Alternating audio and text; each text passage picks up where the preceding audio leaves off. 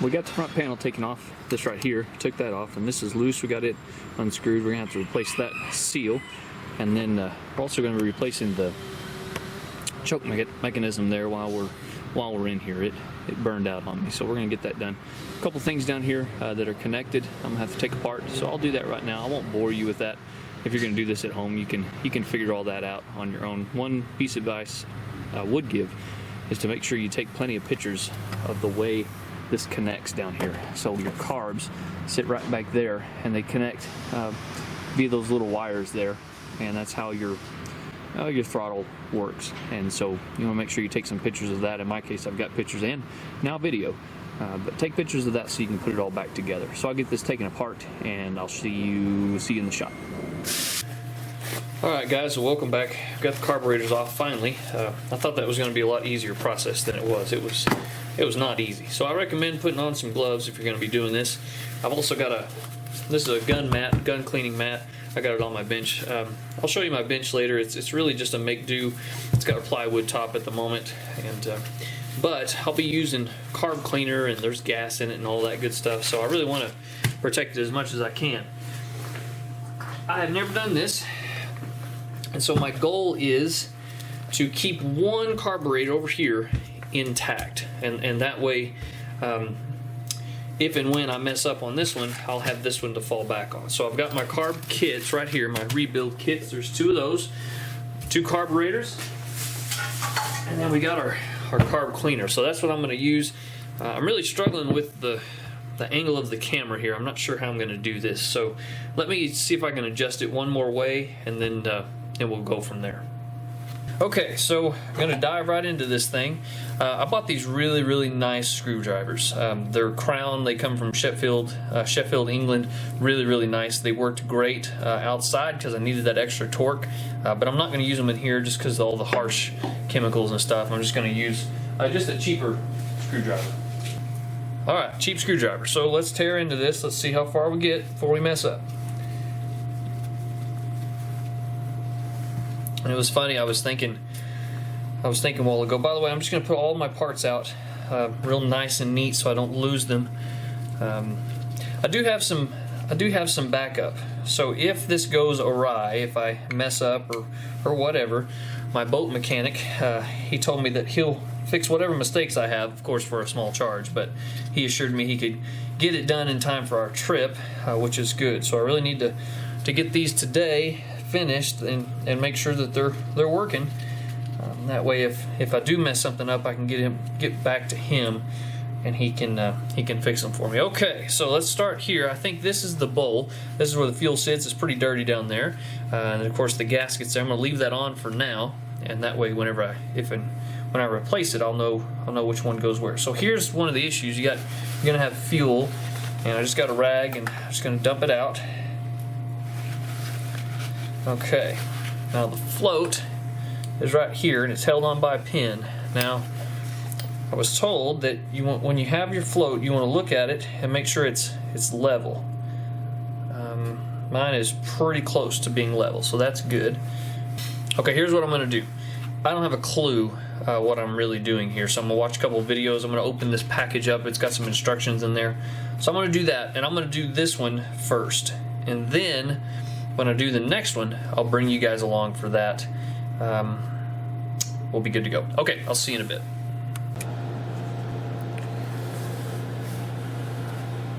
Alright, well, I've watched some videos on YouTube, and I'm now officially an expert. Actually, not an expert at all. I'm going to kind of guess my way through this. So I did the other one. I finished this one. It's not hard. There's really not much to it. It's less than I thought. So we'll start up here. These are the top rails here, and they hold a couple of the jets. And so there's two main jets on the inside, and we're not going to be messing with those too much. I think they make a tool that actually you can remove those, but I'm not going to do that. So we can loosen these up. And the big thing to remember is everything that has a gasket gets another gasket.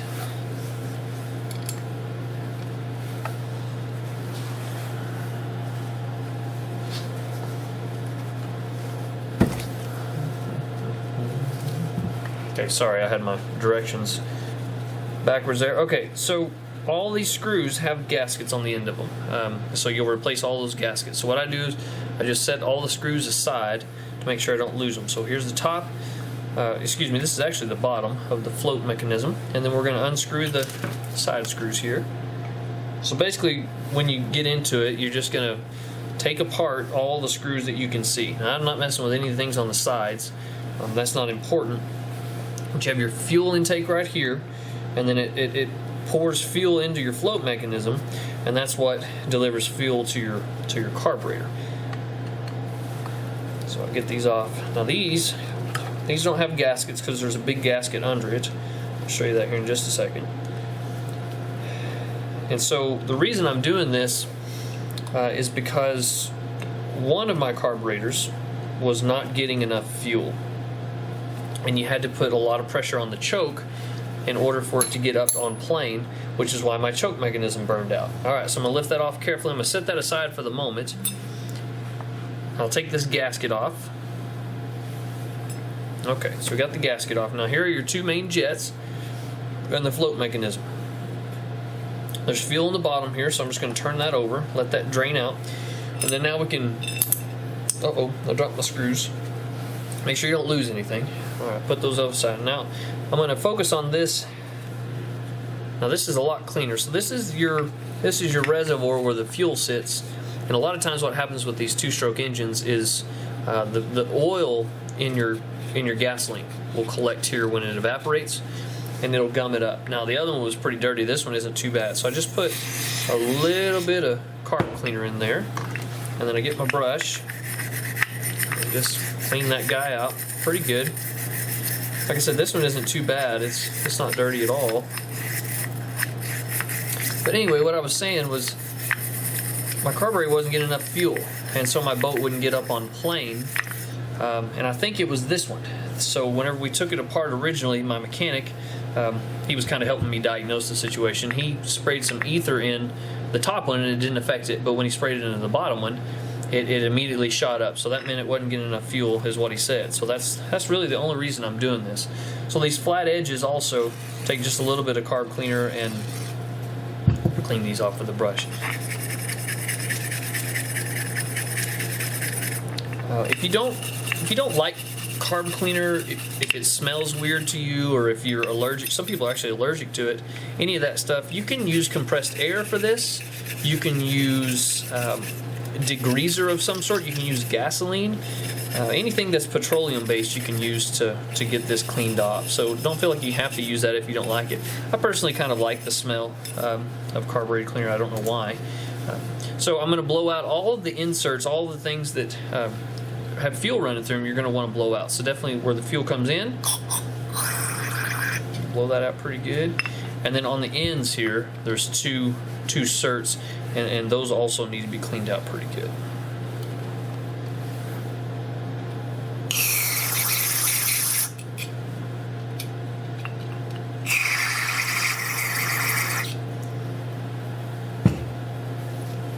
Okay, for now I'm going to set that aside, and I've got several layers of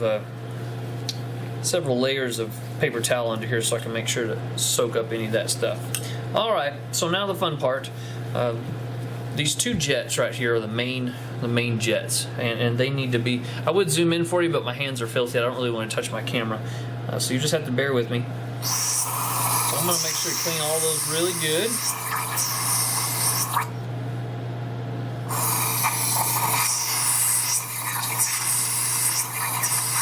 Like I said, you can use compressed air or whatever you have to do this. It's not that imperative, but carburetor cleaner definitely has its advantages. Okay, your float mechanism. Fuel sets in here, or actually it sets in the other thing, and this moves, and as it fills up, it knows when to stop and when to add fuel. So I'll be honest with you, I don't know 100% how it works and exactly what it does, but that's the basic principle. There's two little caps in here. I'll show you that. These right here.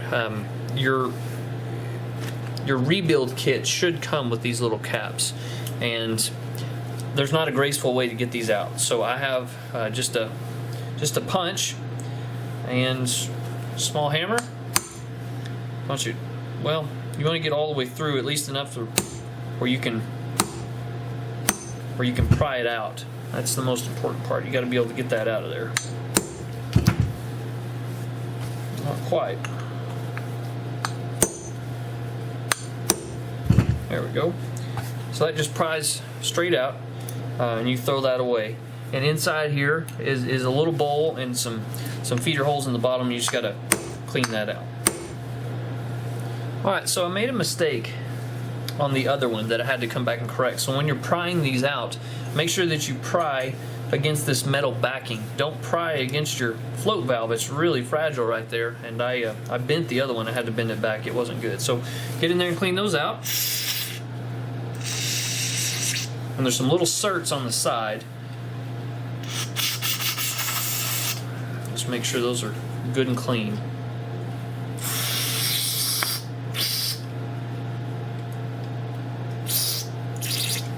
Alright, that's an issue right there. There it goes. That may have been my whole problem right there, ladies and gentlemen. Oh yeah. Okay, so that problem, that's what I was looking for. So this side was not feeding. There was a blockage in there of some sort, and I got it out, and now it'll shoot back out. So that's great that I found that. What's really aggravating is that right there, that port is actually accessible from the outside of the carburetor. And if that's all it was, then I didn't need to do any of this. But oh well, it needed to be done, so I guess I won't. It's not that big of a deal, but it is a little frustrating. All right, last thing, the float valve here. You got to punch it out. So there's a little lever here. I don't have a punch that's really small enough for this, but this will have to work. All right, so that just kicks it out enough where you can remove your mechanism there. Remove your float. Now under your float here is a screw with this. Oh goodness, what do they call it? Oh goodness, it's a float or pin of some sort, and again, that's a replacement that's in your carb kit. And then right in here is a brass screw that you gotta get out. So I'll urge you, when you're doing this, to be very careful as you remove this screw, because it's brass. You can really mess it up.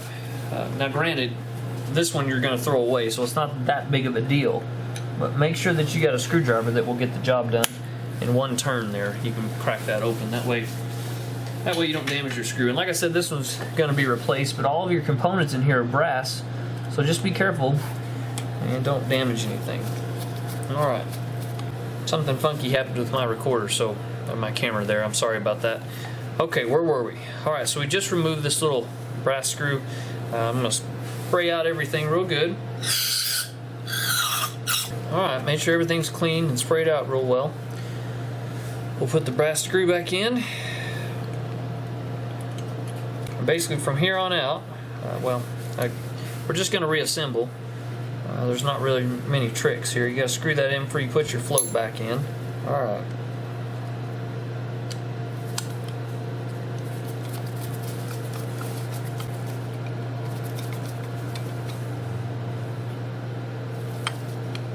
You want to get this tight, but like I said earlier, remember that's brass, and don't get it so tight that you mess it up. Right, there's this little pin, and it just goes right back in there, and it just sits there.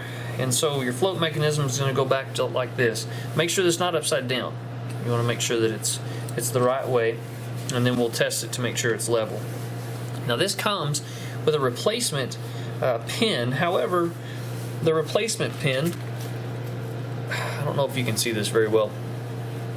It's flush, and this other one's got this end on it here that prevents it from coming out. And the replacement pin doesn't have that.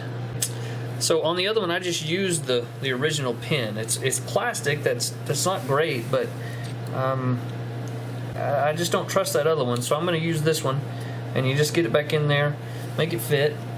It's kind of difficult there.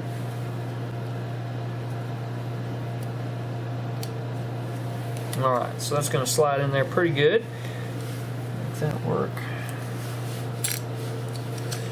Got it backwards. The pin backwards. All right, let's try this. Let's try this the right way.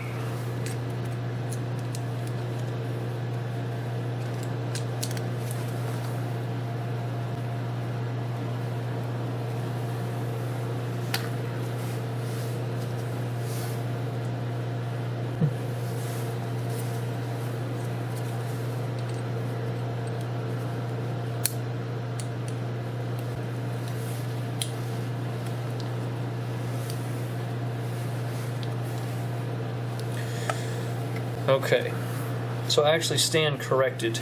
I'm going to continue to just use this because that's what I have, but the other opening over here, this one right here, this side that it goes into is actually a little bit smaller than that side, so it clamps down enough where it wouldn't come out. So if you're going to do this, just use the one that it comes with because it's definitely better than this plastic, that's for sure. Alright, so you get your little punch and drive that home, make sure it's in there good. Alright, your float mechanism. Now here's the catch, or the not the catch, the key. Alright, so this one,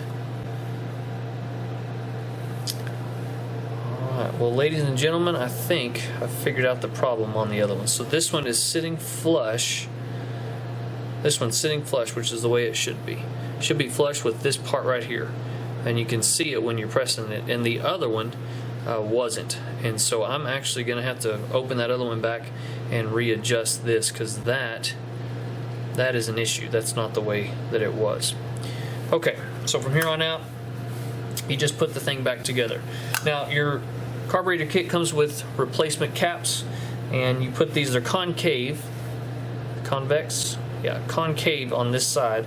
So you put the concave side down. And so they sit in there, and they sit in there loose.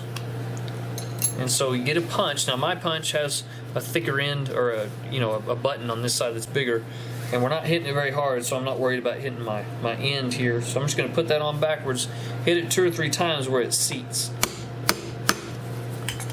So you got a dent there. That means that thing has it's pancaked into the mold, and it won't come out. Do that with both of them. And again, those things are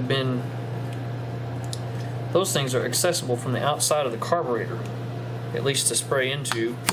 So if you're having a little bit of problems, you can open up your engine, and these screws on the outside of your carburetor, you might be able to go in and just blow some carb cleaner in those, and it might fix your issue. I'm concerned about this float mechanism. That's worrisome because the other one is definitely not sitting flush like this one is. This one's in better shape. So I'll get the other one open. I'll see what the deal is there, and then we'll try to put all this stuff back together. I know I lost some footage dealing with these carburetors, so I'll just kind of go over it real quick what I did, because I'm not sure what I lost. So I'll post what I have. But went in here and cleaned out all this stuff. Here are the carburetors. Here's where they sit right here. And if you're worried about your carburetors, if you're scared to do anything with them, if you don't have any mechanical skills, don't be too worried about it. I did it, and it's not bad. The most difficult part was getting them off and putting them back on. You need to have the right tools and some patience, because it definitely took some patience. So moment of truth. We'll see if she fires up after the cleaning.